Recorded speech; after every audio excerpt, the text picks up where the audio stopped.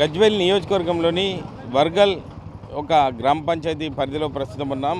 గజ్వేల్ మాజీ ఎమ్మెల్యే తూముకుంట నర్సారెడ్డి ఒక గ్రామమైనటువంటి వర్గల్ సంబంధించిన తూముకుంట నర్సారెడ్డి కూడా ప్రస్తుతం అంతా ఉన్నారు. సార్ చెప్పండి, ఎట్లా ఉంది, ఎట్లా ఓటేయడానికి వెళ్తున్నారు, అందరు కలుస్తున్నారు, ఏం చెప్తున్నారు?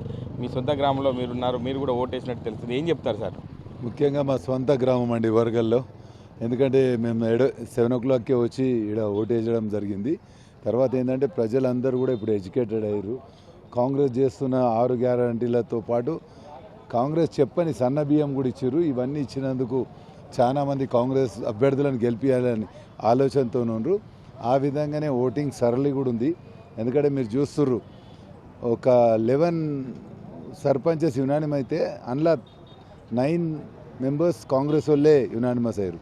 ఒక 2 టీఆర్ఎస్ వాళ్ళు.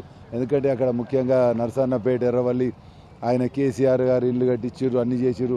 మా దత్తత గ్రామం అంతోనే ఆ 2 గ్రామాలు టీఆర్ఎస్, కానీ వేరే ఎక్కడ కూడా మేము యునానిమస్ ఇవ్వలేదు. అదేవిధంగా ప్రతి గ్రామంలో కూడా కాంగ్రెస్ పార్టీ పోటీ చేస్తుంది. ప్రజలు కూడా గమనిస్తున్నారు. కేసీఆర్ గారు సీఎం ఉన్నప్పుడు అభివృద్ధి అనుకున్నంత జరగలే. ఇవాళ ఆయన ఎమ్మెల్యే ఉండి 2 సంవత్సరాలు అవుతుంది. మరి కుంభకర్ణులకి ఇప్పటికి కూడా బయటకు వెళ్తలేడు. మరి ఇటువంటి పార్టీకి ఎందుకు ఓటేయాలని ప్రజలు కూడా అందరూ ఆలోచించి కాంగ్రెస్ వైపు మొగ్గుతుర్రు. కేసీఆర్ ఇప్పటికే గెలిచినటువంటి ఎర్రవల్లి కావచ్చు, నరసంపల్లి కావచ్చు, సంబంధించిన వాళ్ళని పిలుచుకొని మాట్లాడారు, ధైర్యం ఇచ్చారు. భవిష్యత్తులో బీఆర్ఎస్ పార్టీ అధికారంలోకి వస్తుంది, ఖచ్చితంగా ఎవరు నిరుత్సాహపడద్దని చెప్తున్నారు. ఆ విషయాలు ఏం చెప్తారు సార్ మీరు? ముఖ్యంగా ఆయన ధైర్యం ఇస్తలేడు, ఆయన బయటకు వెళ్తలేడు, ఆయన పట్టించుకుంటలేడు అని మేము అంటాం. ఎందుకంటే వాళ్ళంతా వాళ్ళు స్వచ్ఛందంగా మా ఊరు డెవలప్ అయింది, ఆయన చేసిండ్రు అని వాళ్ళు యునానిమస్ చేసుకోరు. కానీ ఆయన ఎక్కడ కూడా ధైర్యం ఇచ్చే విధంగా ఆయన ప్రయత్నం కూడా ఎక్కడ లేదు. గజ్వేల్ తాలూకాలో టీఆర్ఎస్ పార్టీ అంటేనే ఇప్పటికీ కేసీఆర్ 2 సంవత్సరాలే బయటకు వెళ్తలేడు. కొందరు అంటారు కదా నానుడి, దయ్యం పాశం వండుకుంటే ఎవరికి లాభం అన్నట్టు గజ్వేల్లో టీఆర్ఎస్ పార్టీ పరిస్థితి ఆ విధంగా ఉందండి.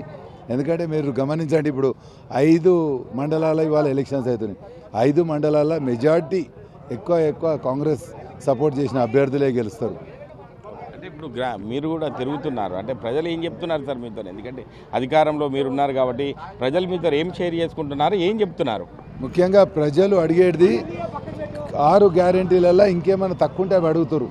అంటే ఇన్లే తక్కువ వచ్చినాయి, లేకపోతే కొందరికి రుణమాఫీ కాలేదు, అంతే చిన్నగా ఒక 0.2% నారాజు ఉంటారు. కానీ కాంగ్రెస్ మంచిగా చేస్తుంది, ఇంకా కూడా మంచిగా చేయాలని ప్రజలు కోరుకుంటారు. అప్పుడు కేసీఆర్ ఉన్నప్పుడు ఒక్క రేషన్ కార్డు ఇవ్వలేదండి. డబుల్ బెడ్రూమ్లను పెట్టుకుంటూ మొత్తం కొడితే మా 178 సర్పంచ్లలో ఒక 10 దగ్గర ఇల్లు కట్టించండి. 10 అంటే ఒక 10% కూడా డెవలప్ చేయలేదు. మరి ఇవాళ మేము 3,500తో ప్రతి ఊర్లో 2, 4, 20, 30 ఇందిరమ్మ ఇల్లు కట్టిస్తున్నాం. ఈ విధంగా ప్రజలందరూ కూడా కాంగ్రెస్ వైపు మాట్లాడుతారు. కాంగ్రెస్ వైపే ఉండాలి, కాంగ్రెస్ అభ్యర్థులనే గెలిపిస్తే ఉన్న గవర్నమెంట్కి ఇంకా తోడ్పాటు అవుతుందనే ఆలోచనతో ప్రజలందరూ కూడా చాలా హ్యాపీగా ఉన్నారు. ఇది పరిస్థితి. 11 ఒక గ్రామ పంచాయతీలో గాను 9 కాంగ్రెస్ పార్టీ ఏకగ్రీవంగా కైవసం చేసుకుంది. 2 సంబంధించి బీఆర్ఎస్ వాళ్ళు చేసుకున్నారు తప్ప భవిష్యత్తులో కాంగ్రెస్ ఇచ్చేటువంటి 6 గ్యారెంటీలు కావచ్చు, ఏ అమలు చేసినా కూడా అన్ని విధాల ప్రజలకు ఉపయోగపడే విధంగా ఉంటుంది. కాబట్టి ఖచ్చితంగా కాంగ్రెస్ పార్టీని దీవిస్తున్నారు. ఖచ్చితంగా కాంగ్రెస్ పార్టీ క్లీన్ స్వీప్ చేసే అవకాశం ఉంటుంది. భవిష్యత్తులో ఒక సంబంధించిన ప్రజలకు ఎటువంటి ఇబ్బందులు ఉన్నా కాంగ్రెస్ పార్టీ ముందుండి పనిచేస్తుందని చెప్పి గజ్వేల్ మాజీ ఎమ్మెల్యే తూముకుంట నర్సారెడ్డి చెప్తున్నారు. కెమెరామెన్ ఎల్లవరితో మహేష్, RTV, సిద్దిపేట జిల్లా. చరిత్ర సృష్టించినోడు